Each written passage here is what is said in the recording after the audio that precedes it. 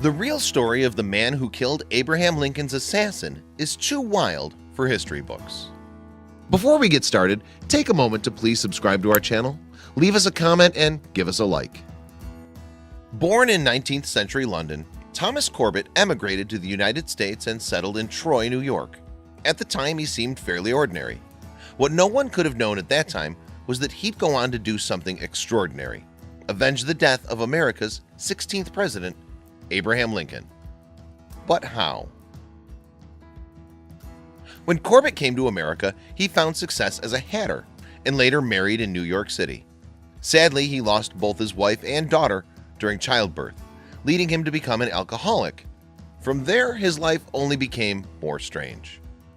Things started looking up for Corbett after he moved to Boston and met a street preacher.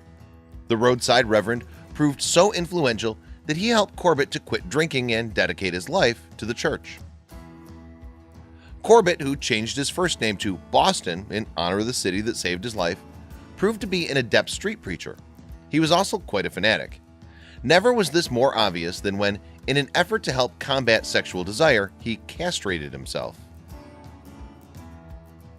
Corbett's life changed significantly in 1861 with the outbreak of the Civil War. Compelled to join the fight, he enlisted with the Union, but his extreme and unusual devotion to his faith quickly proved problematic in dealing with his superiors. He was court-martialed for insubordination and even sentenced to be shot.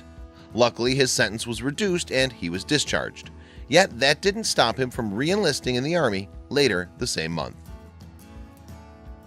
Unfortunately, Corbett was quickly captured by Confederate soldiers and sent to Georgia's infamous Andersonville prison.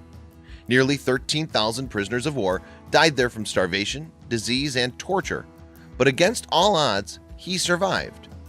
Barely. Corbett had fallen ill, so he was sent to a hospital. Luckily, he was released as part of a prisoner exchange, and he rejoined his comrades. It was then that he discovered grim news that left the nation in mourning. Just 2 days after the Civil War officially ended, Abraham Lincoln was dead. This would lead to Corbett etching his name in the history books.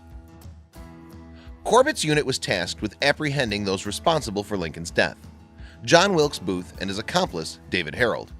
In no time, the assassins were tracked to a tobacco farm in Port Royal, Virginia. Harold handed himself in, but Booth refused to give up, holding himself up inside a barn. Before he could be forced to surrender, an unknown man set the barn on fire, hoping to smoke out the infamous criminal. In the hectic moments that followed, Corbett claimed he spotted the assassin, load his gun, and take aim. Defying his orders to take the criminal alive, Corbett fired a shot. With a bang, he'd done it. He killed John Wilkes Booth.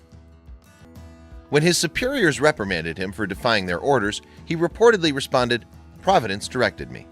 One would think that Corbett would be forgiven. After all, he avenged the death of a beloved president, but that wasn't what happened.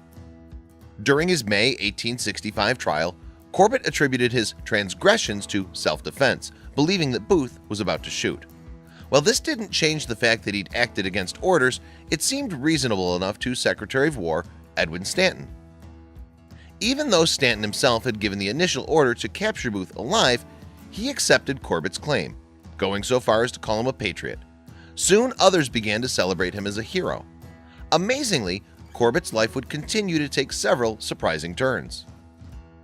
After his famous actions in war, Corbett returned to the only true profession he'd ever known: millinery.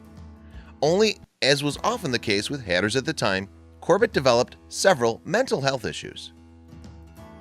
His health issues were believed to be the side effect of working with mercury. The notion of a Mad Hatter is actually rooted in the very real problem with hallucinations experienced by those suffering from mercury poisoning. Whether it was psychosis caused by mercury poisoning or something else, Corbett started to believe that Booth was still alive, and that he and his supporters would seek vengeance for Corbett's actions. As if that paranoia wasn't bad enough, Corbett's mental illness grew even worse when he moved to Kansas, where he was eventually forced to live in the Topeka Asylum for the Insane, and his tale still wasn't finished. Once again, no one could hold Corbett down for long, as he escaped the asylum in May 1888 on the back of a stolen horse. After his daring getaway, he reportedly tried to find shelter with Richard Thatcher, an old friend and fellow Civil War veteran. And then Corbett was never seen again. Despite reports that were eventually chalked up to imposters, Corbett was last seen on the St. Louis-San Francisco Railway, making his way to Mexico. Even his Wikipedia page says that this unhinged avenger of Lincoln was merely presumed to have died sometime in 1894.